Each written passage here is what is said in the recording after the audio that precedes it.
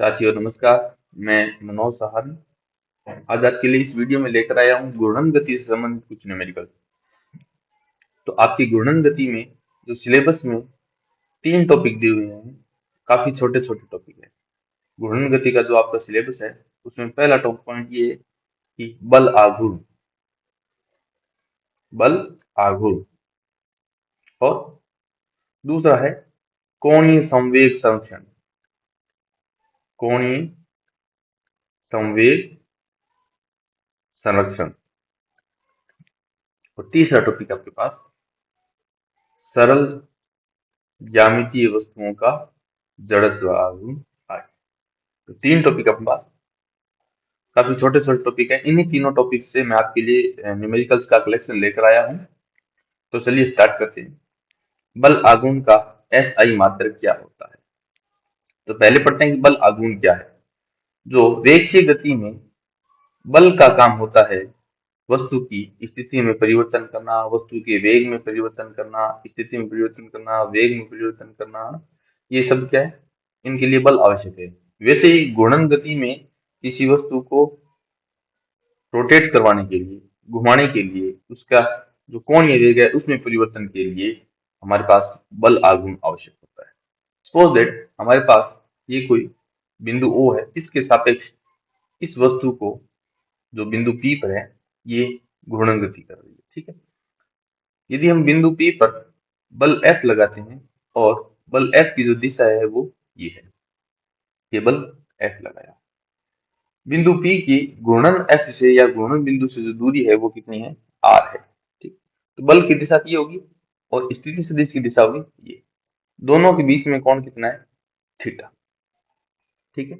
और हम यूं मान लेते हैं ये जो कोण थीटा है तो ये भी कोण कितना हो गया? थीटा।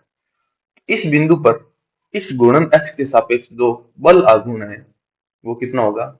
उसको रोटेशन दिया जाता है टो बराबर R क्रॉस F। उस बिंदु का स्थिति सदिश घूर्णन अक्ष के सापेक्ष जिस बिंदु पर बल लगाया जाता है और रेखीय बल का सदिश गुणन। इसका मतलब जो R क्रॉस F की दिशा है, मतलब बल आघूर्ण की दिशा है, R और F से जो तल बन रहा है, R और F से जो तल बन रहा है इस तल के लंबवत होगी। ठीक है। लंबवत, यहाँ स्थिति बात करें तो लंबवत बाहर की ओर है। अब ये सदिश गुणनफल हल करें तो आर एफ साइन थीटा, और यदि हम इस ट्रिग्नोमेट्रिक फंक्शन में ये लंबवत डाल के ये दूरी कैलकुलेट करें, ये कितनी है? आर साइन थीटा आती है। और ये दूरी क्या है? घूर्णन अक्ष की बल का जो लाइन ऑफ एक्शन है, क्रिया रेखा है, इससे लंबवत दूरी है। तो हम यूं लिख सकते हैं कि बल आघूर्ण का फॉर्मूला क्या है? घूर्णन अक्ष से लंबवत दूरी और बल। जिस बिंदु पर आपने बल लगाया है उस बल की घूर्णन अक्ष से लंबवत दूरी लेनी है तो हमारे पास बल आघूर्ण आ जाता है। तो बल आघूर्ण की हमें पूछा है मात्रक, ऐसा ही मात्रक। तो बल आघूर्ण का फॉर्मूला कितना होता है? आर क्रॉस एफ, सदिश फॉर्म में। और वैसे देखें तो बल आघूर्ण का परिमाण कितना होगा? R perpendicular F. तो इसका मात्रक की बात करें हम तो लंबवत दूरी का मात्रक हो गया मीटर और बल का मात्रक हो गया न्यूटन। तो क्या हो गया? Newton into metre N M. तो अपने पास option A is correct answer. आप कोणीय संवेग का मात्रक और जड़त्व आघूर्ण का मात्रक भी निकाल लें। कोणीय संवेग का फॉर्मूला कितना आता है अपने पास? J बराबर R क्रॉस P। ऐसे ही हम इसको इसे एक बिंदु पर एक लाइन ऑफ एक्शन के अकॉर्डिंग अलोंग हम रेखीय संवेग P लेकर के यदि इसको सोल्व करते हैं तो जो रेखीय संवेग का जो परिमाण आता है वो आता है R परपेंडिकुलर और P। इसका मतलब रेखीय संवेग की घूर्णन अक्ष से या जिस बिंदु के सापेक्ष हम कोणीय संवेग निकाल रहे हैं उस बिंदु से जो लंबवत दूरी है वो हम R परपेंडिकुलर लेंगे। ठीक है। इसका मात्रक और इसकी विमा भी निकाल लेना। इसी प्रकार जो जड़त्व आघूर्ण है उसका फॉर्मूला होता है आई बराबर के आर स्क्वेयर। आई बराबर के आर स्क्वेयर और के हमारे पास क्या है? घूर्णन त्रिज्या, रेडियस ऑफ जाइरेशन। घूर्णन त्रिज्या, रेडियस ऑफ जाइरेशन। इसका मात्रक आता है मीटर।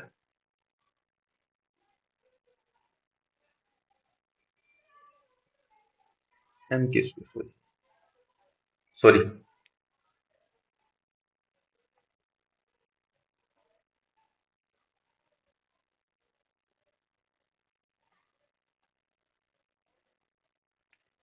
इसी प्रकार हम जड़त्व आघूर्ण को लिखें तो जड़त्व आघूर्ण का फॉर्मूला आता है अपने पास I बराबर m k स्क्वेयर। हमारे पास यहाँ पर k क्या है, घूर्णन त्रिज्या, रेडियस ऑफ जाइरेशन। ये क्या चीज है, घूर्णन त्रिज्या, रेडियस ऑफ जाइरेशन। ठीक है, तो घूर्णन त्रिज्या का फॉर्मूला आता है हमारे पास यहाँ से I बटा m। कई बार किसी वस्तु की घूर्णन त्रिज्या भी पूछ लेते हैं, तो घूर्णन त्रिज्या का आता है अपने पास I बटा, और जो घूर्णन त्रिज्या का जो मात्रक है वो मीटर ही आता है। यहाँ से जड़त्व आघूर्ण का मात्रक आप कैलकुलेट कर सकते हो इसे। नेक्स्ट नेक्स्ट अपने पास है कि एक बल है, जो बल जो सदिश रूप है वो कितना दिया आपको, ये है 3ik plus 4jk plus 5k इस बिंदु पर आरोपित किया जाता है, तो बिंदु 1, -1, 1 के परितः इस बल का बल आघूर्ण कितना होता है। चलो, हमारी ये एक्स एक्सिस है और ये वाई एक्सिस है। कोई बिंदु है ये 2, 1, 2, इस पर बल लगाया जाता है, और बल कौन सा है, ये बिंदु है, और बल F लगाया जा रहा है। बल F कितना है आपके पास, 3ik plus 4jk plus 5k। ठीक है, और ये एक बिंदु है हमारे यहाँ पर 1, -1, 1। इस बिंदु के सापेक्ष इस बिंदु का जड़त्व सॉरी बल आघूर्ण निकालना है। तो ये दूरी अपने पास r, और ये सदिश है r सदिश, ये दिशा कौन सी है, r कैप की दिशा। तो यहाँ हमारे यहाँ पर बल आघूर्ण निकालना चाहिए, तो बल आघूर्ण तो बराबर r cross f, r cross f। और सदिश गुणनफल सोल्व करने के लिए हम एक डिटरमिनेंट की हेल्प लेते हैं, जिसमें i cap, j cap, k cap, सारणिक विधि। i कैप r वेक्टर की बात करें तो हमें पहले r वेक्टर निकालना पड़ेगा इस बिंदु का स्थिति सदिश इस बिंदु के सापेक्ष। तो r वेक्टर कैसे लेंगे हम, बिंदु P जिस पर आपने बल लगाया है, और बिंदु O जिसके सापेक्ष जड़त्व आघूर्ण निकालना है, तो हम लिखेंगे RP माइनस RO। ये आ जाएगा बिंदु P का स्थिति सदिश विद रिस्पेक्ट टू बिंदु O। तो यहां से ये कितना आएगा, R वेक्टर बराबर RP कितना है, इस बिंदु का स्थिति सदिश 2, 1, 2, तो 2i प्लस j कैप और प्लस 2k कैप। ये बिंदु P का स्थिति सदिश है, माइनस बिंदु O का स्थिति सदिश कितना है, i cap minus j cap और प्लस k कैप। इनको हल करने पर अपने को मिलेगा 2i cap minus i cap, i cap plus j cap plus j cap, ये आ गया अपने पास 2j कैप, और k cap minus k cap, ये आ गया प्लस में k कैप। ये स्थिति सदिश आ गया अपने पास। तो ये स्थिति सदिश उस बिंदु का है जिस बिंदु पर बल लगाया जा रहा है, उस बिंदु के सापेक्ष है जिस बिंदु के सापेक्ष बल आघूर्ण निकालना है, या फिर उस बिंदु के सापेक्ष है जिस बिंदु से घूर्णन अक्ष निकल रही है। चलो, तो हमारे पास r सदिश कौन सा है, i के प्लस 2j के प्लस k के। तो यहाँ i के का कोफिशिएंट कितना है 1, तो i के के नीचे, j के का कोफिशिएंट कितना है गुणांक 2, तो वो j के नीचे, और k के का गुणांक 1, तो वो k के नीचे। बल बल की आपको 3ik plus 4jk plus 5k। तो आई कैप का गुणा आई कैप के नीचे, जे कैप का गुणा जे कैप के नीचे, और के कैप का गुणा के कैप के नीचे। तो यहाँ से बल आघूर्ण अपने को कैलकुलेट करते हैं। पहले हम आई कैप लेंगे, ठीक है, इन दोनों का गुणनफल माइनस इन दोनों का गुणनफल, ये कितना आएगा 10 माइनस 4। फिर माइनस जे कैप लिया जाता है, फिर इन दोनों का गुणनफल 5 माइनस 3 और 1 का गुणनफल 3 प्लस के कैप 4 माइनस 6, 4 माइनस 6। आई कैप को प्लस लेते हैं, जे कैप को माइनस लेते हैं, और के कैप को प्लस लेते हैं वापस। तो ये हल करने पर 6 आई कैप माइनस 2 जे कैप माइनस 2 के कैप, ठीक है। और इस बल आघूर्ण का मात्रा क्या होता है, एनएम, न्यूटन इंटू मीटर। तो ऑप्शन 4 अपने पास करेक्ट आंसर है। हाँ, ये अच्छा क्वेश्चन है, इससे अपने को बल आघूर्ण और कोणीय संवेग का कंसेप्ट पता चल जाएगा। कि देखो 5 किलोग्राम का पिंड एक्स वाई तल में इस रेखा के अनुदिश एक समान चाल 3√2 मीटर पर सेकेंड से गति कर रहा है। तो अपने एक्स वाई तल बना लेते हैं, X axis and that is Y axis. चलो, हमें रेखा कौन सी दी हुई है, y बराबर x प्लस 4। तो हमें इस प्लेन में पहले ये रेखा प्लॉट करनी पड़ेगी। चले पहले हम x बराबर 0 रखते हैं इसमें, तो यहाँ से y का मान निकल कर आता है 4। तो अपने पास एक बिंदु बन गया 0,4। 0,4 कहाँ है, सपोज दैट ये 0,4 ये। दूसरा y 0 रखते हैं, यहाँ से हमारे पास x बराबर -4 निकल के आता है। तो ये निर्देशांक कोऑर्डिनेट बढ़ गया -4,0। तो -4,0 ये निर्देशांक यहाँ हो गया -4,0। इसका मतलब ये जो पिंड है वो इन दोनों बिंदुओं से जाने वाली सीधी रेखा से गुजर रहा है। सपोज दैट ये कण इस दिशा में जा रहा है, ठीक है। तो इसका वेग कितना है, 3√2 मीटर पर सेकेंड, ये इसकी चाल देती है। चलो, इस बिंदु के सापेक्ष हमें क्या निकालना है, कोणीय संवेग। तो इसकी दिशा, वेग की दिशा ये है, तो रे के संवेग की दिशा भी ये होगी। पी की दिशा और वी की दिशा एक ही होती है, वेग की दिशा और रे के संवेग की दिशा। इसकी लंब दूरी हमारे पास ये है r, ठीक है। तो ये लंब दूरी है। चलो, तो यहां से कोणीय संवेग निकालना है। तो कोणीय संवेग का फॉर्मूला कितना अपने पास, J बराबर r क्रॉस P।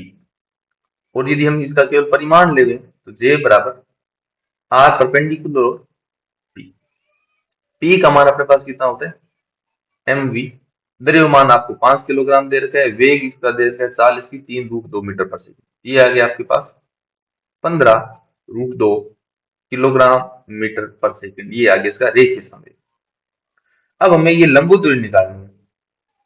तो लंब दूरी निकालने के लिए मैं आपको इसका तरीका बताता हूँ। ये दूरी कितनी दे रखी है इसने, 4। ये दूरी भी कितनी आ जाती है, 4। ये दोनों भुजाएं समान है, ठीक है। तो ये इनका कर्ण कितना आ जाता है, 4√2। ये सपोज दैट अपन कितना मान लेते हैं, थीटा मान लेते हैं। तो इस त्रिभुज में आप क्या निकाल लेते हैं, साइन थीटा। तो साइन थीटा कितना आएगा, ये यहाँ 90 डिग्री है, तो साइन थीटा आ जाएगा यहाँ से लंब बटा कर्ण। तो लंब कितना है हमारे पास, r, और बटा कर्ण कितना है, 4। तो यहाँ से r का मान कितना आ जाता है, 4 साइन थीटा। और इस बड़े वाले त्रिभुज से हम साइन थीटा का मान कितना निकाल रहे हैं, थीटा कितना है, ये दोनों भुजाएं बराबर है, थीटा हो गया 45 डिग्री। साइन 45 का मान होता है 1/√2। ये r का मान आ गया आपके पास 4/√2। ये मान यहाँ रख देते हैं, J बराबर r परपेंडिकुलर आ गया आपके पास 4/√2 गुणा P का मान कितना है, 15√2। तो J का मान कितना आ गया आपके पास, √2 से √2 कैंसिल हो गया, 1500 का 60 किलोग्राम मीटर स्क्वायर प्रति सेकेंड। आपको पूछा गया है किलोग्राम मीटर स्क्वायर प्रति सेकंड में पूछा गया है, इसकी मात्र इसका परिमाण कितना आ गया, 60। Option A is correct answer. Next, भूमंडलीकरण ताप के कारण ध्रुवीय शिखर पर बर्फ अत्यधिक मात्रा में पिघल रही है। इस प्रभाव के कारण, पहले जड़त्व गुण देख लेते हैं, ये कैसे बढ़ता है और कैसे घटता है। सपोज दैट ये अपने पास घूर्णन अक्ष है, ठीक है। यदि m द्रव्यमान का कण एक तो इस घूर्णन अक्ष के पास है, और यदि हम इसको क्या ले लेते हैं, दूर ले जाएं, तो जड़त्व गुण का फॉर्मूला कितना होता है, I बराबर m r परपेंडिकुलर का स्क्वायर। r परपेंडिकुलर क्या है, m द्रव्यमान की घूर्णन अक्ष से लंबवत दूरी। तो पहले तो ये कम थी, अब ये क्या कर दी हमने, बढ़ा दी। तो लंबवत दूरी हमने क्या कर दिया, बढ़ा दिया, तो जड़त्व गुण कितना हो जाएगा, बढ़ जाएगा। इस प्रॉब्लम के अकॉर्डिंग ये पृथ्वी है, ठीक है, ये इसका घूर्णन अक्ष है और इस प्रकार से घूर्णन कर रही है पृथ्वी, ठीक है। जो बर्फ यहाँ है ध्रुव पर, वो अत्यधिक मात्रा में भूमंडलीकरण हो रहा है और पिघल कर यहाँ पर आ रही है, ठीक है। जब पिघल कर यहाँ पर आती है, एक पहले तो था ये द्रव्यमान घूर्णन अक्ष के पास, अब ये क्या आ गया, घूर्णन अक्ष से दूर। इस स्थिति में पृथ्वी का जड़त्व गुण क्या हो जाएगा, बढ़ जाएगा। पृथ्वी का जड़त्व गुण क्या होगा, बढ़ जाएगा, बढ़ जाता है। जब पृथ्वी का जड़त्व गुण बढ़ जाता है तो इसका जो ऑप्शन ए है जड़त्व गुण घटेगा, ये तो गलत हो गया। अब देख लेते हैं कि जड़त्व गुण बढ़ने से क्या होता है। क्योंकि पृथ्वी पर कोई बाहर से बल नहीं लग रहा है, कोई से एफ एक्सटर्नल नहीं लग रहे। एफ एक्सटर्नल नहीं है, इसका मतलब एक्सटर्नल से कोई टॉर्क बल आघूर्ण भी नहीं लग रहा। पहले एनालॉजी पढ़ लेते हैं, रेखीय गति में और घूर्णन गति में, इसे समझ में आ जाएगा। रेखीय गति और घूर्णन गति। रेखीय गति में जो विस्थापन को हम एस लिखते हैं और घूर्णन गति में जो विस्थापन है वो कोणीय विस्थापन थीटा है। रेखीय गति में रेखीय वेग v होता है, या फिर प्रारंभिक वेग हम u लेते हैं। यहाँ पर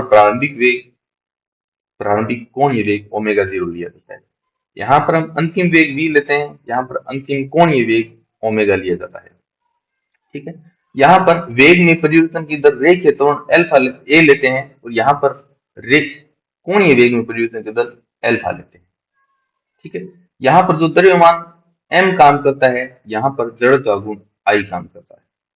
तो यहाँ से F बराबर हम क्या लिखते हैं फॉर्मूला ma, तो यहाँ फॉर्मूला बनता है टॉर्क बराबर I अल्फा। यहाँ से भी F फॉर्मूला कितना बनता है dp बटा dt। यहाँ से हम रेखीय संवेग कितना होता है P बराबर mv। यहाँ पर कोणीय संवेग बनता है J बराबर I ओमेगा।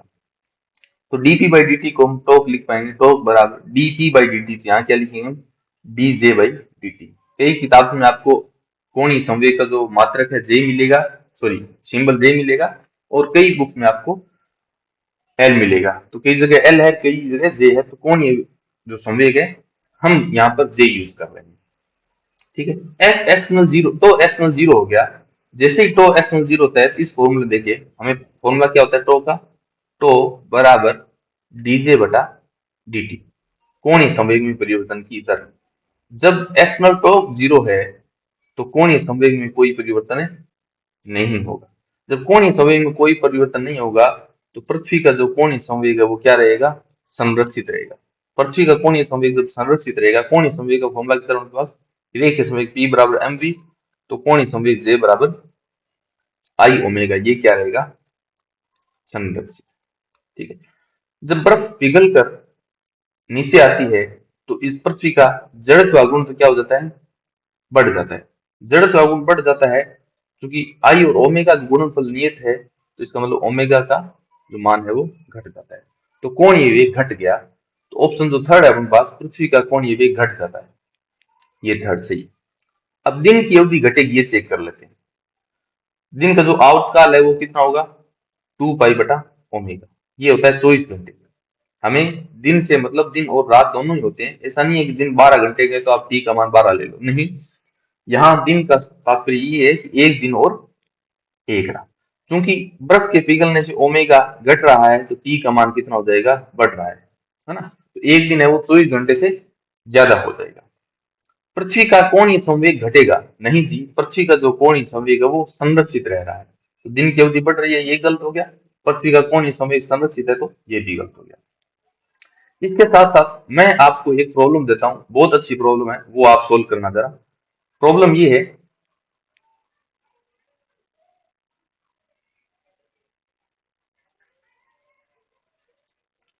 प्रॉब्लम ये है,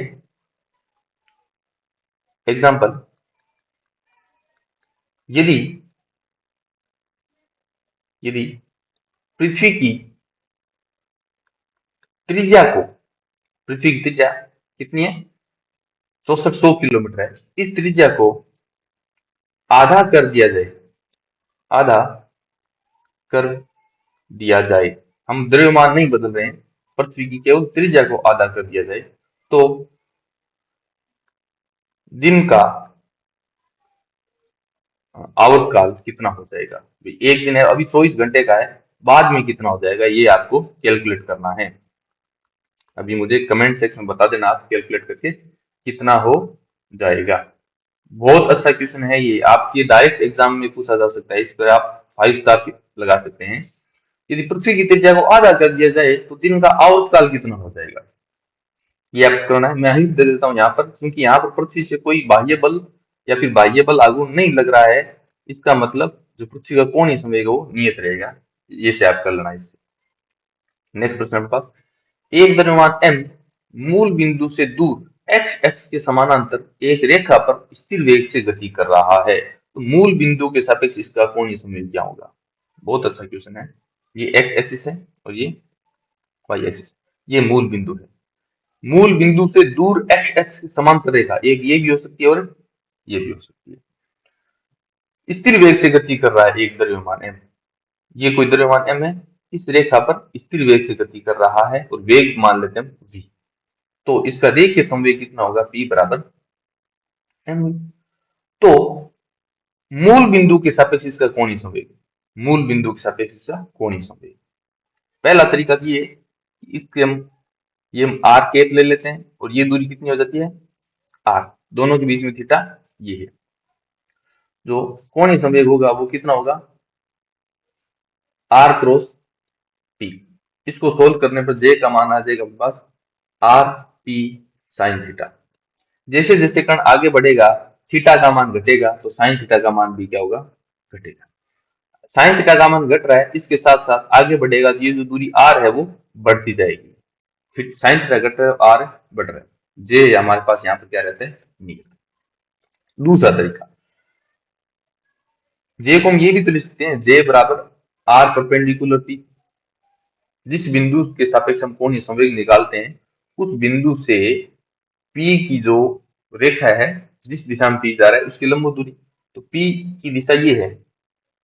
इस एक्स की जो लंब दूरी है वो क्या है, ए कांस्टेंट है। क्यों, क्योंकि समांतर रेखा है तो ए कांस्टेंट रहेगा। जब ए कांस्टेंट है, द्रव्यमान कांस्टेंट है और ये इसका वेग भी नियत है तो P भी कांस्टेंट हो गया। तो जे क्या हो गया अपने पास, संरक्षित। तो शून्य है नहीं, शून्य नहीं है, स्थिर, बिल्कुल स्थिर रहता है, कांस्टेंट, बढ़ता भी नहीं और घटता भी नहीं। अच्छा क्वेश्चन है ये। नेक्स्ट ये है कि 2 किलोग्राम की एक गेंद को एक डोरी से बांधकर 0.5 मीटर त्रिज्या के एक वृत्त में 10 मीटर प्रति सेकंड की स्थिर गति से घुमाया जाता है, तो वृत्त की केंद्र के सापेक्ष गेंद का कोणीय संवेग क्या होगा। सॉरी, ये आपके पास एक वृत्त है, ठीक है। इस वृत्त की जो त्रिज्या है वो कितनी दे रखी है आपको, r बराबर 0.5 मीटर, मतलब 1/2 मीटर ले लेता हूं मैं, कैलकुलेशन आसान हो जाएगी। और यहां से इस द्रव्यमान m को किस वेग से घुमाया जाता है, किस चाल से, इसका है 10 मीटर प्रति सेकंड स्थिर गति से, मतलब ये कांस्टेंट है। वृत्त के केंद्र के सापेक्ष गेंद का कोणीय संवेग क्या होगा। पहले हम रेखीय संवेग निकाल लेते हैं, P बराबर mv। m का मान कितना है 2 किलोग्राम और वेग का मान कितना है 10, तो कितना आ गया 20 किलोग्राम मीटर प्रति सेकंड। ये आ गया इसका रेखीय संवेग। हमें निकालना है कोणीय संवेग। कोणीय संवेग का फॉर्मूला कितना होता है r परपेंडिकुलर p। यहाँ इस बिंदु पर जो P की दिशा है वो ये है और इससे जो लंब दूरी है वो R परपेंडिकुलर यहाँ पर त्रिज्या के बराबर है और त्रिज्या का मान कितना है यहाँ पर 0.5 मीटर, तो 1/2 गुना P का मान कितना है 20, ये कितना आ गया आपके पास 10 किलोग्राम मीटर स्क्वायर प्रति सेकंड। ये आ गया कोणीय संवेग। नेक्स्ट एक फ्लाई व्हील जिसका जड़ का गुण 0.5 किलोग्राम मीटर स्क्वायर है, तो आई का मान कितना है 0.5 किलोग्राम मीटर स्क्वायर, ठीक है। विराम अवस्था से चलना शुरू करता है, ठीक है। उस पर 10 Nm का एक नियत बल आघूर्ण 2 सेकंड के लिए लगाया जाता है, तो अंतिम कोणीय संवेग क्या होगा। अंतिम कोणीय संवेग क्या होगा, चलो जब हम रेखीय संवेग में परिवर्तन की बात करते हैं तो F बराबर dp बटा dt ले लेते हैं। रेखीय संवेग में परिवर्तन कितने समय के लिए बल लगाया F। हम यहाँ पर बल आघूर्ण की बात करें तो बल आघूर्ण तो बराबर dj बटा dt, कोणीय संवेग में परिवर्तन की दर। बल आघूर्ण कितना लगाया जा रहा है 10 mm बराबर कोणीय संवेग में परिवर्तन कितना होगा, अंतिम कोणीय संवेग बटा माइनस प्रारंभिक कोणीय संवेग, और ये समय कितने समय के लिए लगाया जाता है 2 सेकंड के लिए। तो J2 माइनस J1 बराबर 20 किलोग्राम मीटर स्क्वायर प्रति सेकंड। तो यहां से जो अंतिम पूछा गया आपको कोणीय संवेग, प्रारंभिक कोणीय संवेग कितना है, विराम अवस्था से स्टार्ट करता है, तो ये कितना हो गया 0, तो अंतिम कोणीय संवेग कितना आ गया इसका 20 किलोग्राम मीटर स्क्वायर प्रति सेकंड। नेक्स्ट है आपके पास relation between V1 V2 R1 and R2। ठीक है, हमारे पास कोई प्लेनेट ए है और ये सूर्य के चारों ओर दीर्घवृत्ताकार पथ पर चक्कर लगा रहा है। ये हमारे पास केपलर का प्रथम नियम है। प्रथम नियम ये है कि प्रत्येक ग्रह सूर्य के चारों ओर वृत्ताकार पथ सॉरी दीर्घवृत्ताकार पथ पर चक्कर लगाता है, जिसके एक नाभि पर वन ऑफ द फोकाई, यहाँ पर भी हो सकता है और वहां पर भी हो सकता है, इस पर एक सूर्य अस्तित्व में सूर्य एग्जिस्ट करता है। ठीक है, तो हमारे यहाँ से आपसे पूछा गया R2 V2 R1 और V1 में समझ। तो ध्यान रहे कि ग्रहों का जो वेग कोणीय संवेग है जे, ये क्या रहता है, नियत रहता है। ठीक है, इसका मतलब ये हुआ कि प्रत्येक ग्रह वो अपने एक नियत प्लेन में चक्कर लगाते हैं, एक तल में, नियत तल में चक्कर लगाते हैं। प्रत्येक ग्रह का अपना एक तल होता है, उस तल को वो छोड़कर नहीं जाते हैं। जब जे नियत है, जे नियत है तो कितना होगा, आर परपेंडिकुलर टी, ये भी क्या होगा, नियत होगा। जे क्या होता है, आर परपेंडिकुलर टी। इसके साथ साथ जे की दिशा भी नियत रहती है, उतल के लंबवत रहती है। हम यहाँ पर केवल परिमाण को ही ले रहे हैं, हमें V1 V2 R1 R2 relation निकालना है, इसलिए इसका मतलब क्या हुआ कि R perpendicular P at point A is equals to R perpendicular P at point P। ये नियत है ना, तो सभी बिंदुओं पर बराबर होगा। बिंदु A पर R परपेंडिकुलर कितना है, इस बिंदु सूर्य से ये दूरी कितनी है, R2। लंबवत दूरी निकालनी है हमें, ये कितना है, ये लंबवत है। वेग, इस स्थिति पर वेग क्या है, लंबवत है, तो लंबवत दूरी कितनी होगी, R2। P का मान कितना है, mv2 बराबर, यहाँ लंबवत दूरी कितनी है, R1। R1 P का मान कितना है, m वेग, यहाँ पर वेग 1 है इसलिए mv1, और यहाँ पर वेग 2 है तो mv2। ठीक है, यहाँ से m कैंसिल हो गया, तो कितना आ गया, R2v2 बराबर R1v1। मतलब दूरी और वेग का गुणनफल क्या रहता है, नियत रहता है। यहाँ पर दूरी ज्यादा होगी R2, यहाँ पर वेग कम होता है, और यहाँ पर दूरी कम है, इसका मतलब यहाँ पर ग्रह के जो पास में होती है स्थिति, उस स्थिति में सन के पास की स्थिति में ग्रह का वेग ज्यादा होता है। क्योंकि यहाँ पर क्या है, R2 बटा R1 कितना आ गया, V1 बटा V2। यहाँ से पता चला कि R1 बटा R2 ग्रेटर देन 1 है, तो V1 बटा V2 कितना आ जाएगा, ग्रेटर देन 1। यहाँ से क्या, V1 is greater than V2। Next, m द्रव्यमान और r त्रिज्या वाली एक पतली वृत्ताकार वलय अपने x के चारों ओर स्थिर कोणीय वेग ओमेगा से घूम घूम रही है।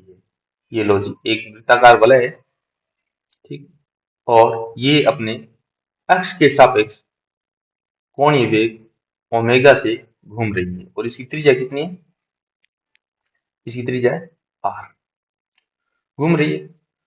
m द्रव्यमान के दो कण वलय के व्यास के परितः विपरीत सिरों पर रख दिए जाते हैं। अब वलय किस कोणीय वेग से घूमेगी, अब हम क्या देते हैं, इसके व्यास के परितः, एक यहाँ और एक यहाँ, m द्रव्यमान के दो कण रख दिए, इसका कोणीय वेग कितना हो जाता है, ओमेगा डेस। त्रिज्या अभी भी आ रही है, त्रिज्या में कोई बदलाव नहीं किया हमने। जो वृत्ताकार वलय है उसका द्रव्यमान कैपिटल M है। ठीक है, अब हम क्या कर रहे हैं, ये कह रहे हैं वलय की व्यास के विपरीत सिरों पर धीरे से रख दिए जाते हैं दो समोल m द्रव्यमान। धीरे से रखने का मतलब क्या है, ये क्यों कहा इसने, धीरे से रखने का मतलब क्या है, यहाँ से कोई बाह्य बल नहीं लगाया जा रहा, कोई बाह्य से एक्सटर्नल तो बल लागू नहीं है। इसका मतलब क्या हुआ कि जो कोणीय संवेग है वो क्या रहेगा, संरक्षित रहेगा। कोणीय संवेग संरक्षित रहेगा, तो यहाँ जो कोणीय संवेग J1 है वो यहाँ की स्थिति के बराबर होगा। तो यहाँ कोणीय संवेग J1 कितना होगा, I1 ओमेगा 1, और यहाँ पर कोणीय संवेग कितना, J2 I2 और ओमेगा 2, ये दोनों बराबर हैं। हम जानते हैं कि सपोज दैट ये कोई रिंग है, ठीक है, इस रिंग का द्रव्यमान कितना है, m वलय, और इसकी त्रिज्या कितनी है, r। इसका जो इस मुख्य अक्ष के सापेक्ष जो जड़त्व गुण होता है वो कितना होता है, m रिंग का द्रव्यमान और इसकी त्रिज्या का स्क्वायर, m r स्क्वायर।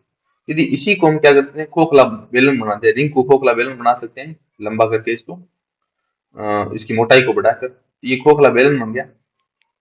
ठीक है, इसके बाद जो जड़त्व गुण है वो कितना होता है, इसकी त्रिज्या सपोज दैट कैपिटल आर है और इसका द्रव्यमान कितना है, एम है। इसका जड़त्व गुण इसकी एफ के सापेक्ष कितना हो जाता है, एम आर स्क्वायर। तो एक वलय का और एक खोखले बेलन का, दोनों का जड़त्व गुण अपने एक्स के सापेक्ष आई बराबर एम आर स्क्वायर होता है। ठीक है, यही हम एक शक्ति ले लेते हैं।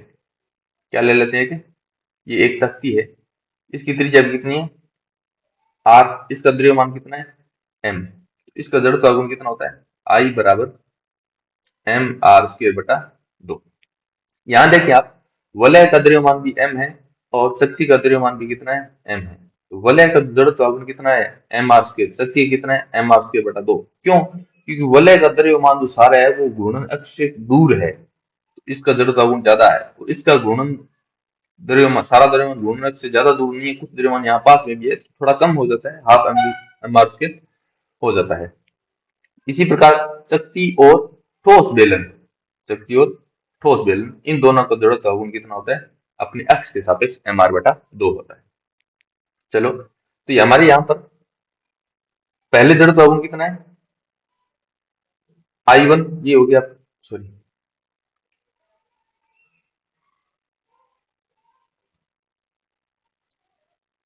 अब हम बात करें जड़त्व गुण I1 कितना है हमारे पास, एक रिंग का जड़त्व गुण, तो एम आर स्क्वायर, पहले कोण वेग ओमेगा है, बाद में जड़त्व गुण कितना हो जाता है, इन दोनों द्रव्यमानों का और जुड़ जाता है साथ में। इसका मतलब एक रिंग का तो एम आर स्क्वायर है ही है, इसके साथ साथ दो छोटे द्रव्यमान हैं, इनके जड़त्व गुण भी जुड़ गए 2 एम आर स्क्वायर। अब टोटल जड़त्व गुण ये हो गया और कोणीय वेग सपोज ओमेगा टी हो गया। तो यहाँ से आर स्क्वायर कॉमन लेके हमने क्या कर दिया, कैंसिल कर दिया। तो क्या बना, एम ओमेगा बराबर एम प्लस 2m ओमेगा, कितना, ओमेगा डैश। यहाँ से बाद में जो जड़त्व कोणीय वेग है ओमेगा डैश कितना आ जाता है, एम ओमेगा बटा एम प्लस 2। तो ऑप्शन डी अपने पास, ऑप्शन 4 करेक्ट आंसर है। चलो नेक्स्ट, 4 सेंटीमीटर त्रिज्या और 2 किलोग्राम द्रव्यमान के एक ठोस बेलन अपनी अक्ष के परितः 3 आरपीएम की दर से घूर्णन कर रहा है। 2 पाई परिक्रमण के पश्चात इसको रोकने के लिए आवश्यक बल आघूर्ण कितना होता है। हमें एक ठोस बेलन दे दिया, ठीक है, एक ठोस बेलन दे दिया और इस ठोस बेलन की जो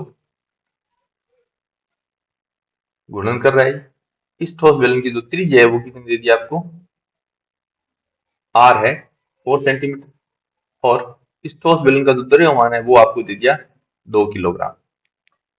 ठीक है, अपने एक्स के परितः 3 आरपीएम, राउंड पर मिनट, राउंड पर मिनट, ये क्या है, संख्या है पर मिनट। तो ये अपने पास इसको दिए, रेखीय आवृत्ति दी है इसकी, रेखीय आवृत्ति कितनी है, 3 आरपीएम, मतलब नंबर ऑफ राउंड पर 60 सेकेंड।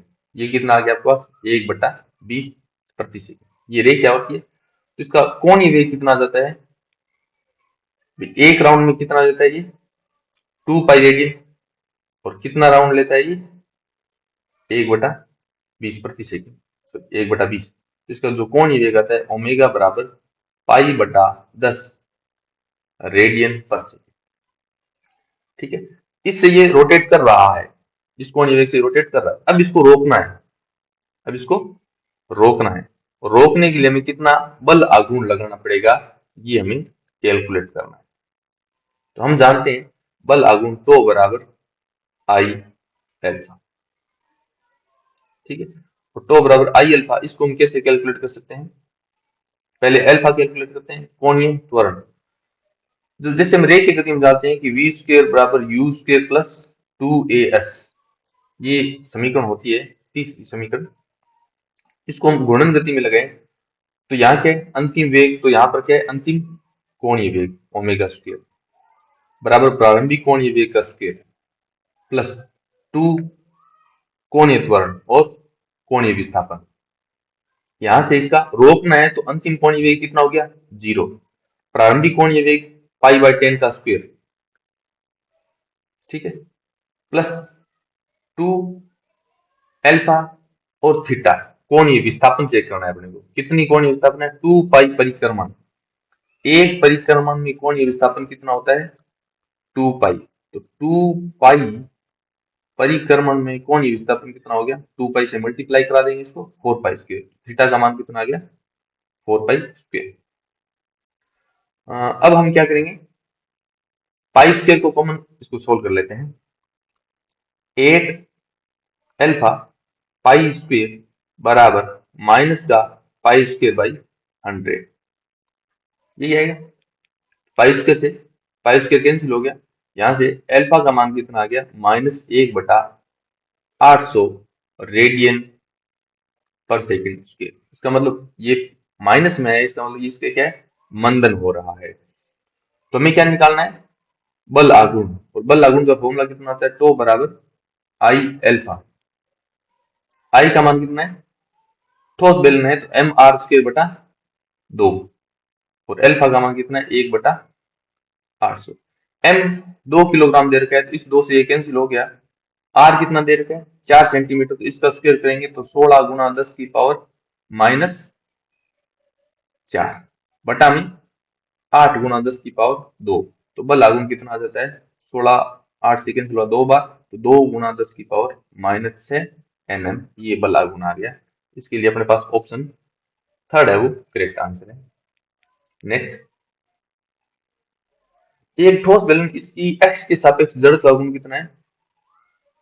ठोस बेलन x के सापेक्ष जड़त्व गुण गुरुत्वीय केंद्र से गुजरने वाली और लंबाई के लंबवत x के सापेक्ष जड़त्व गुण बराबर है। चलो इसके लिए पहले हम एक बेलन का जड़त्व गुण बता देता हूं मैं आपको। ये एक ठोस बेलन है। इस ठोस बेलन का जो जड़त्व गुण होता है वो कितना होता है? एक डिस्क के बराबर होता है।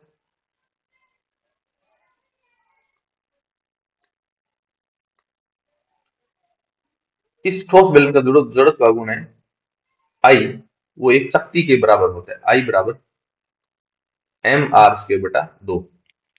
ये इसकी त्रिज्या है और ये इसका द्रव्यमान। अब हम क्या करते हैं, इस ठोस बेलन को इस प्रकार से लंबाई के लंबवत और केंद्र से जाने वाली एक्स के सापेक्ष घुमाते हैं, इस प्रकार से। तब इसका जड़त्व गुण कितना हो जाता है वो तो हमें चेक करना है। मान लेते हैं इसका जड़त्व गुण कितना हो गया आई, और वो कितना है?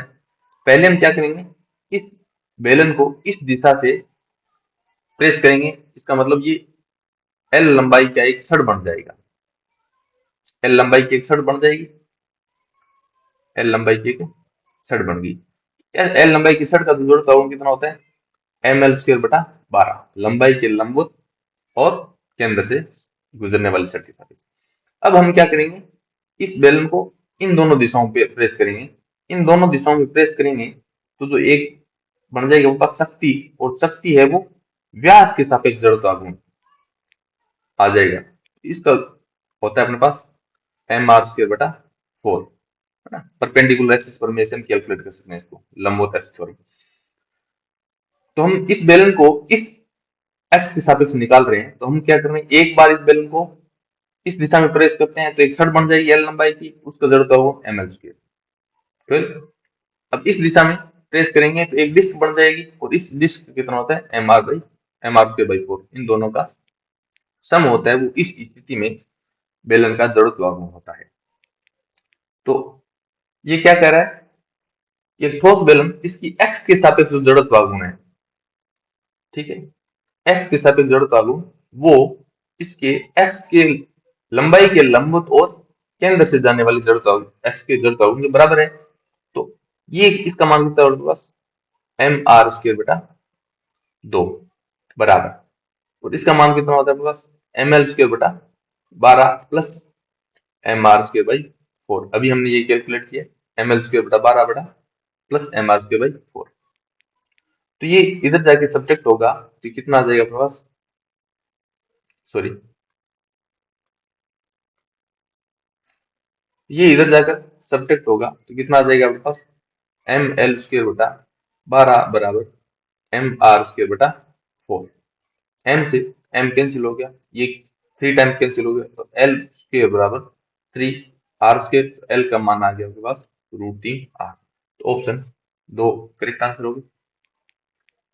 नेक्स्ट है 3 किलोग्राम द्रव्यमान और 40 सेंटीमीटर त्रिज्या। द्रव्यमान कितना दे दिया? 3 किलोग्राम। त्रिज्या कितनी दे दी? 40 सेंटीमीटर।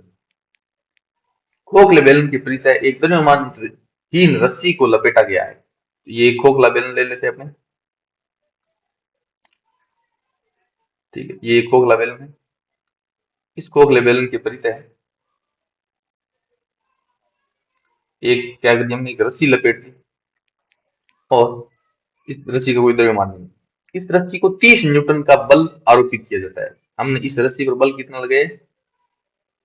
30 न्यूटन। तो यहां से बल आघूर्ण कितना बन गया? इस दिशा में बल लग रहा है आपके पास 30 न्यूटन। तो घूर्णन अक्ष से लंब दूरी कितनी होगी? त्रिज्या के बराबर। तो बल कितना हो गया? आर परपेंडिकुलर एफ, ये होता है अपने पास घूर्णन अक्ष बल आघूर्ण का फॉर्मूला। तो टो कितना आ गया? लंब दूरी कितनी है? त्रिज्या के बराबर। और बल कितना है? 30 न्यूटन का। तो बल आघूर्ण कितना आ गया आपके पास? 30 गुणा 0.4, त्रिज्या को मीटर में बदल लिया, ये कितना बन गया आपके पास? 12 Nm। तो 12 न्यूटन इंटू मीटर का बल आघूर्ण लगाया जाता है। तो बेलन का कोणीय त्वरण कितना होगा? कोणीय बल आघूर्ण और कोणीय त्वरण संबंध तो बराबर आई अल्फा। तो हम पहले आई कैलकुलेट कर लेते हैं। तो आई कितना है हमारे पास? आई बराबर, खोखला बेलन है तो एम आर स्क्वायर। द्रव्यमान कितना है? 3 किलोग्राम। तो त्रिज्या कितनी है? 40 सेंटीमीटर। तो 0.4 मीटर। तो सोल्व करेंगे तो 16 गुणा 10 की power -2 kilogram into metre square, ये आ गया आर स्क्वायर का मान।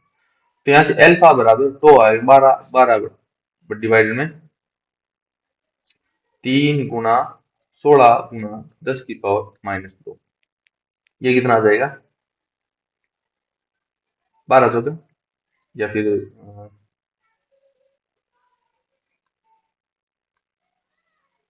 ये कितना आ जाएगा? 4 कैंसिल हुआ, 4 से ये कैंसिल हुआ 4 बार। ये अल्फा बराबर 100/4, ये आ गया आपके पास 25 रेडियन पर second square. Option third correct answer. Next, एक समान कोणीय त्वरण से घूम रही फिरकी, फिरकी ये कोई गिरनी है, कि कोणीय चाल 16 सेकंड में 1200 आरपीएम से 3100 आरपीएम हो जाती है। तो कोणीय त्वरण का मान कितना है? चलो, हमें पूछा है अल्फा। ठीक है, टाइम इंटरवल आपको दे रखा है, समय का मान कितना है? 16 सेकंड। पहले आपको F1 दिया है 1200 आरपीएम। ठीक है, तो ओमेगा कितना आ जाएगा? ओमेगा बराबर 2 पाई गुणा 1200/60 रेडियन प्रति सेकंड। रेडियन में बदलने के लिए हमने इसको क्या कर दिया? 2 पाई से मल्टीप्लाई कर दिया और प्रति सेकंड में बदलने के लिए 60 से डिवाइड कर दिया। तो ओमेगा 1 आ गया आपके पास, 0 से 0 कैंसिल, 2,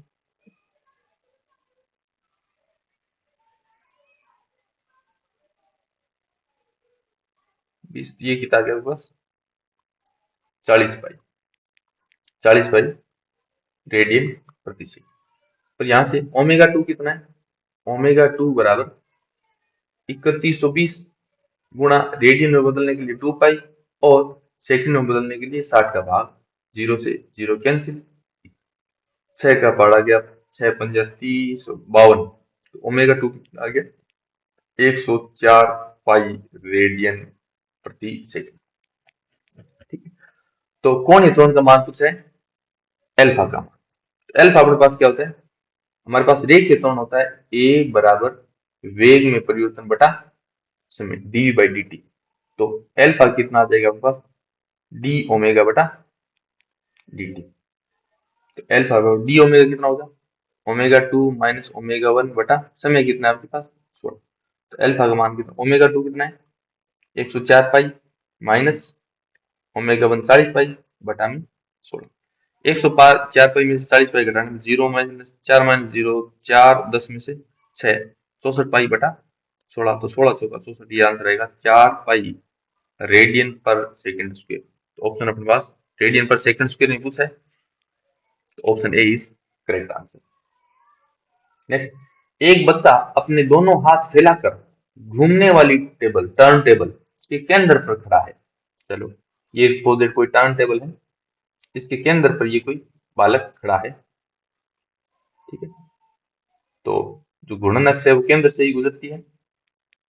ठीक है, दोनों हाथों को फैलाकर, पहले इस स्थिति में दोनों हाथ इसने क्या रखे, फैला रखे हैं दोनों हाथ।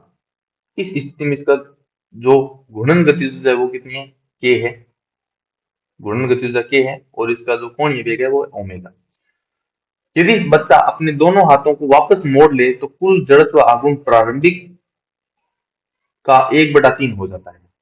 अब ये बच्चा क्या कर रहा है, अपने हाथों को मोड़ लेता है, मोड़ लिए अपने हाथ।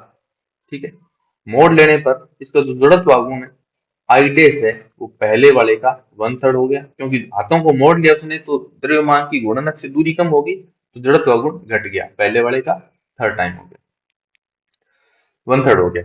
और इसका जो गतिज ऊर्जा एक्सपोजेड वो कितनी होगी, घूर्णन गतिज ऊर्जा के डैश, तथा इसका जो कोणीय वेग है वो कितना हो गया, ओमेगा डैश। हमें ओमेगा डैश और ओमेगा में रिलेशन कैलकुलेट करना है, के डैश और के में रिलेशन कैलकुलेट करना है। क्योंकि बच्चा ही अपने हाथ मोड़ रहा है और फैला रहा है, इसका मतलब बाहर से कोई बल आघूर्ण बल नहीं लगाया है, एक्सटर्नल जो टॉर्क है वो कितना है, 0। इस स्थिति में जे यहाँ पर क्या रहेगा, संरक्षित, कोणीय संवेग संरक्षित है। जब कोणीय संवेग संरक्षित है, इस स्थिति में जो कोणीय संवेग हम मान लेते हैं आई ओमेगा, इस स्थिति में कोणीय संवेग है आई डैश ओमेगा डैश। तो आई 1 या फिर आई ओमेगा बराबर आई डैश ओमेगा डैश। ठीक है, तो आई का मान, आई ओमेगा का मान आपको पहले दे रखा है ओमेगा, आई डैश जड़त्व आघूर्ण 1/3 हो गया पहले वाले का, ओमेगा डैश सपोज दैट अपने ओमेगा हो गया, ओमेगा डैश ये कैंसिल हो गया, तो ओमेगा डैश कितना आ जाएगा, ओमेगा डैश बराबर 3 ओमेगा। ठीक है, अब ये कह रहा है कि नई घूर्णन गतिज ऊर्जा क्या होगी। ठीक है, पहले हम घूर्णन गतिज ऊर्जा है एक बराबर के बराबर 1/2 आई ओमेगा स्क्वायर, क्यों देखिए गति में हम घूर्णन गतिज ऊर्जा कितनी थी, 1/2 एम वी स्क्वायर, तो यहाँ कितनी आ गई, आई ओमेगा स्क्वायर। ठीक है, और के डैश कितनी है, 1/2 आई डैश ओमेगा डैश का स्क्वायर, के डैश बटा के कितना आ जाएगा यहाँ से, आई डैश बटा आई और ओमेगा डैश बटा ओमेगा का होल स्क्वायर। तो यहाँ से के डैश बटा के बराबर आई डैश बटा आई की मान कितना हो जाएगा यहाँ से 1/3 गुणा ओमेगा डैश बटा ओमेगा, इसका मान 3 है, ये हो जाएगा 9, 3 का स्क्वायर 9। तो यहाँ से ये हो गया कैंसिल, बटन 3 बार, तो के डैश बराबर 3 की। तो घूर्णन गतिज ऊर्जा 3 गुना हो गई और जो कोणीय वेग है वो भी 3 गुना हो गया। तो ऑप्शन 3 अपने पास करेक्ट आंसर है।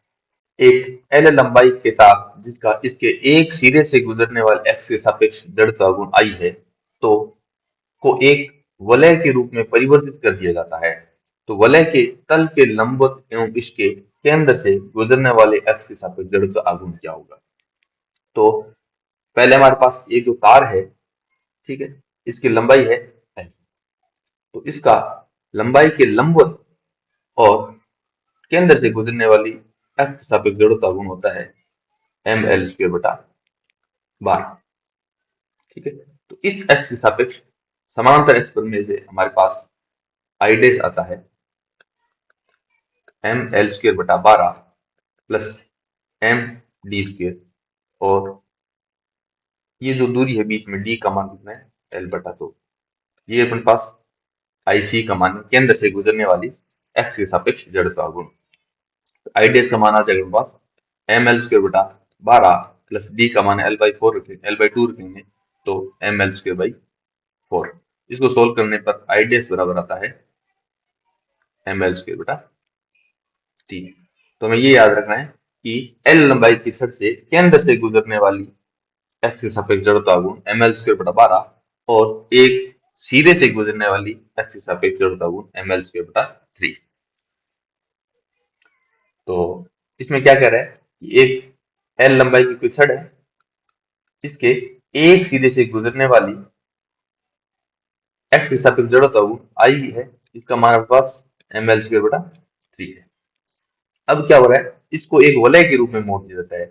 इसी तार को क्या कर दिया जाता है, एक वलय के रूप में मोड़ दिया जाता है। अब इसका जड़ता गुण कितना हो जाता है, I डैश। यदि वलय की त्रिज्या कितनी है, r, तो I डैश का मान हो जाएगा आपके पास mr²। तो यहाँ से जो वलय की परिधि है या फिर वलय की परिधि है वो तार की लंबाई के बराबर है, तो यहाँ से r का मान कितना आ गया आपके पास L/2। r का मान I डैश में रखने पर क्या मिलेगा आपके पास, I डैश बराबर m और r² बन गया आपके पास L²/4π²। हमें डिवाइड में 3 चाहिए, 3 की मल्टीप्लाई और डिवाइड कर दी, तो I डैश कितना आएगा आपके पास, I डैश बराबर ml²/3। इसको हमने साइड अलग लिख दिया और 3/4π² इसको अलग लिख दिया। ml²/3 ये छड़ का एक सिरे के सापेक्ष जड़ता गुण है, तो ये है अपने पास I और 3/4π²। इसका आंसर अपने पास आ गया 3/4π² I। तो आप ये चेक करना कि यदि प्रश्न में क्या दे रखा है, यहाँ पर एक सिरे से गुजरने वाली x के सापेक्ष जड़ता गुण I है, और आप यूं करना कि केंद्र से गुजरने वाली x के सापेक्ष जड़ता गुण I लेना और फिर इस प्रश्न का आंसर चेक करना। हो सकता है उसमें भी कोई दूसरा आंसर मैच हो जाए। नेक्स्ट है अपने पास, एक पतली एक समान वलय की इसके केंद्र से गुजरने वाली एवं इसके तल के लंबवत x के परितः घूर्णन त्रिज्या का इसकी वलय की व्यास के परितः घूर्णन त्रिज्या से अनुपात निकालना है।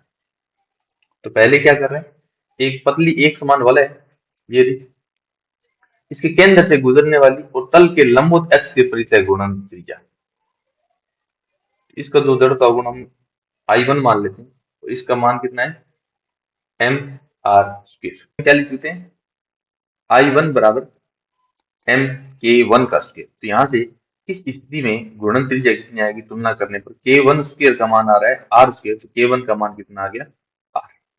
अब दूसरी बात क्या है, इसी वलय की व्यास के परितः घूर्णन त्रिज्या है ना, ये वलय है, तो इसको हम क्या कर रहे हैं, व्यास के परितः घूर्णन करा रहे हैं इस स्थिति में। तो यहाँ जो जरूरत होगा I2 कितना आता है mr²/2, लंबवत x पर में से हम निकाल सकते हैं mr²/2। तो इसको हम क्या लिख देते हैं mk2²। तो यहाँ से k2² का मान कितना आ रहा है r²/2।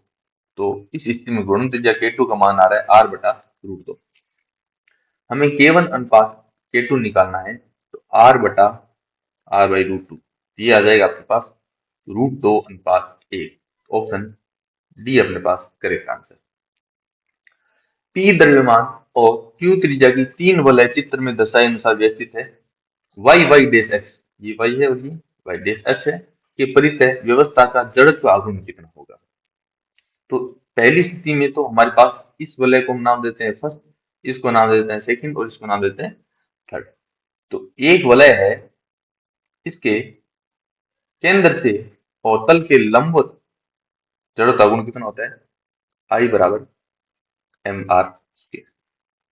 एक वलय है, इसके व्यास से गुजरने वाली x के सापेक्ष जड़त्व आघूर्ण I बराबर mr²/2, mr²/2। एक वलय है, इसके स्पर्श रेखा और तल के समानांतर इस x के सापेक्ष जो जड़त्व आघूर्ण आएगा ये IC है, तो I बराबर IC प्लस IC से लंब दूरी है r, IC प्लस mr²। ये समानांतर x में है, तो I का मान कितना आ जाएगा इस स्थिति में, IC का मान mr²/2 है, तो यहाँ पर mr², ये आ जाएगा 3/2 mr²। तो इस स्थिति में जड़त्व आघूर्ण कितना है mr²/2। इस स्थिति में जड़त्व आघूर्ण कितना है mr²/2। इस स्थिति में जड़त्व आघूर्ण कितना है mr²/2।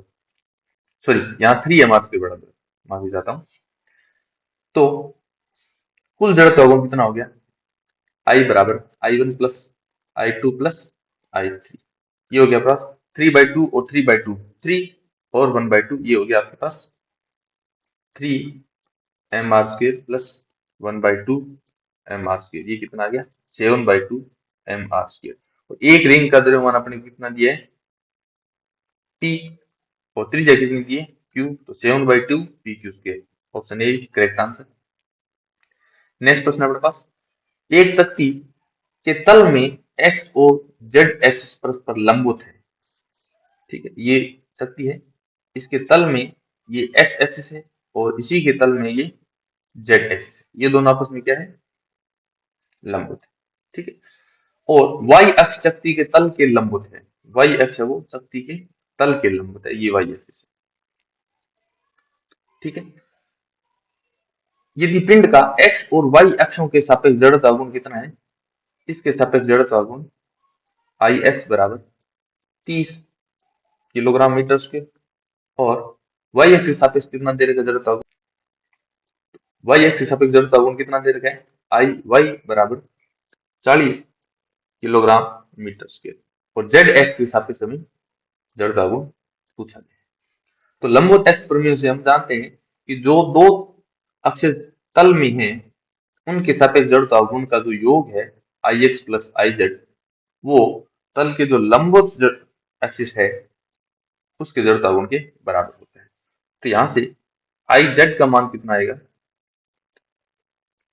आई वाई माइनस आई एक्स, तो आई वाई का मान कितना दे रखा है आपको 40 माइनस आई एक्स का मान कितना दे रखा है आपको 30, तो आई जेड का मान कितना आ गया 10 किलोग्राम मीटर स्क्वायर। तो ऑप्शन 3 करेक्ट आंसर। एल लंबाई की एक छड़ एक सिरे पर संबद्ध किलकित है, एल लंबाई की एक छड़ है, एक सिरे पर यहां से इसको क्या कर दिया हैंग कर रखा है ना। तो यदि हम इस छड़ को इस प्रकार से रोटेट कराएं तो ये इस घूर्णन एक्स के सापेक्ष रोटेट करती है। ठीक है, यदि छड़ क्षैतिज स्थिति में लाकर मुक्त की जाए, इस छड़ को क्या कर देते हैं यहां से लाकर यहां इस स्थिति में ले आते हैं, इसका मतलब यहां से तो ये किलकित की हुई है, ठीक है, यहाँ पर क्षैतिज स्थिति में ले आए इसको, यहां से लाकर छड़ को छोड़ दिया जाता है, यहां से छोड़ा जाता है, रिलीज किया जाता है। तो छड़ का कोणीय वेग क्या होगा जब वह ऊर्ध्वाधर स्थिति में होगी, जब इसको हम छोड़ते हैं तो यहाँ से नीचे गिरेगी, परंतु ये सिरा बंधा हुआ है, जब ये इस स्थिति में आती है तो इधर इस क्या है घूम रही है, इस स्थिति में आती है तो इसका जो कोणीय वेग ओमेगा हमें पूछा है। आप कैलकुलेट करना, यहाँ पर आप ऊर्जा संरक्षण लगा पाएंगे, मुझे इसका आंसर बताना है कि यहाँ कोणीय संवेग संरक्षण, कोणीय संवेग संरक्षण लागू नहीं होता, यहाँ लागू नहीं होता, इसका आप मुझे जवाब देंगे, यहाँ पर कोणीय संवेग संरक्षण लागू क्यों नहीं होता। यहाँ पर कोई बाह्य बल कार्य कर रहा होगा, उसके कारण कोई एक्सटर्नल टॉर्क बन रहा होगा, जब टॉर्क नॉन जीरो है तो कोणीय संवेग संरक्षण नहीं रहता। यहाँ आप मुझे बताना कि बाह्य बल कौन सा है। तो हम यदि ऊर्जा संरक्षण की बात करें तो यहाँ पर इसकी ऊर्जा कितनी है, ये इसका सेंटर ऑफ मास है, अब इसका सेंटर ऑफ मास कितना आ जाता है यहाँ पर, इसकी लंबाई यदि एल है तो कितनी, ये दूरी कितनी होगी L/2, यहाँ पर इसकी जो ऊर्जा है वो गतिज स्थितिज ऊर्जा है mg L/2, वो जो स्थितिज ऊर्जा है किस में बदल रही है 1/2 आई ओमेगा स्क्वायर में, घूर्णन गतिज ऊर्जा में आई का मान कितना है, किस बिंदु के सापेक्ष घूर्णन कर रही है, ये जो छड़ है एक सिरे से गुजरने वाले के सापेक्ष घूर्णन कर रही है, ये आ जाएगा पास ml²/3 और ओमेगा स्क्वायर। यहां से आप देखिए तो 2 से 2 कैंसिल हो गया, m से m कैंसिल हो गया, और एक l से l कैंसिल हो गया, तो g बराबर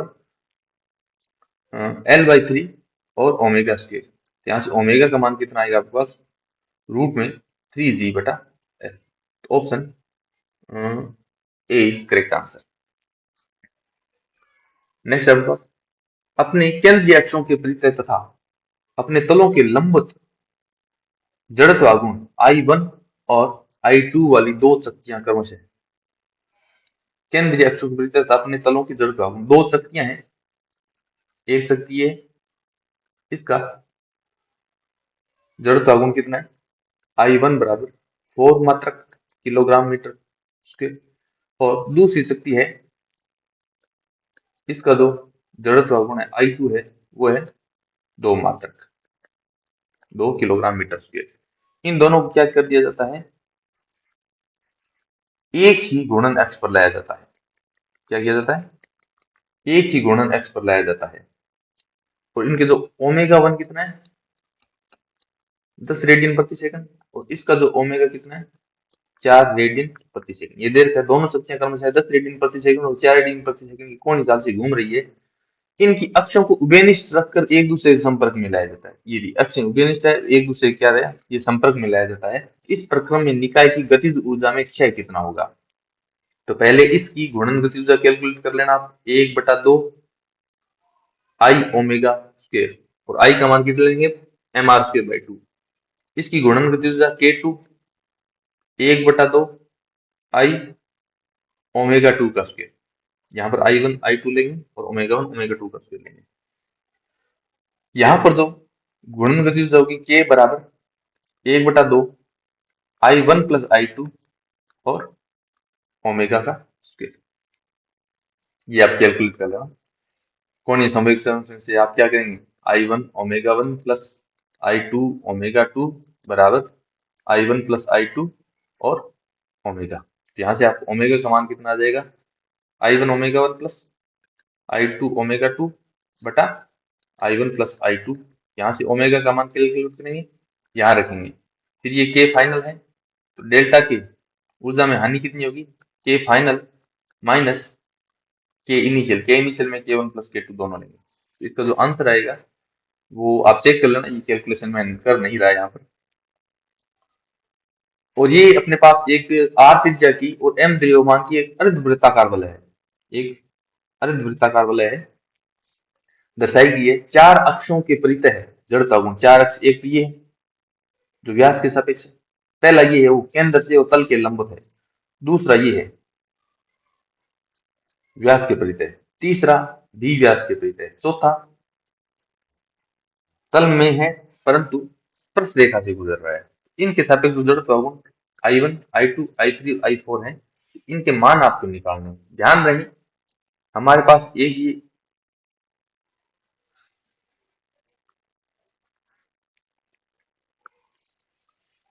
एक हमारे पास सपोज लीजिए वलय है, इसका जड़त्व गुण इस स्थिति में I बराबर mr², जहां r क्या है इसकी त्रिज्या है। इस वलय को यदि हम क्या कर देते हैं, आधा काट दें, तो आधी स्थिति में ये वलय बन गई, ठीक है, और आधी वलय क्या बन गई, ये बन गई। और जो दोनों वलय हैं उनका जड़त्व गुण कितना, इनका द्रव्यमान आधा आधा हो गया, m/2 और m/2। इस स्थिति में जो जड़त्व गुण I बन गया एक m/2 r² और m/2 r²। परंतु आप ध्यान रखें दोनों का जो स्ट्रक्चर है ना mr², इसका द्रव्यमान m है इसलिए mr² आ गया, इसका द्रव्यमान कितना है m/2 इसलिए m/2 r² आ गया। लेकिन जो मास डिस्ट्रीब्यूशन है ना वो बदला नहीं है।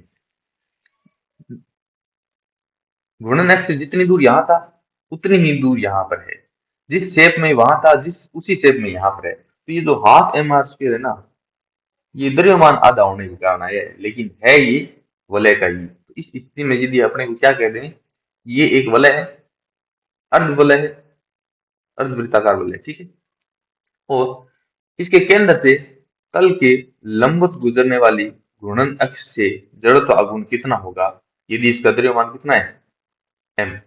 तो ये कितना हो जाएगा I बराबर mr² होगा। क्यों, क्योंकि जो मास डिस्ट्रीब्यूशन है वो वलय के समान ही है इसका, तो mr² की फॉर्म में बनेगी। ध्यान रखना इस बात, ये आप ट्राई करना और ये भी ट्राई करना।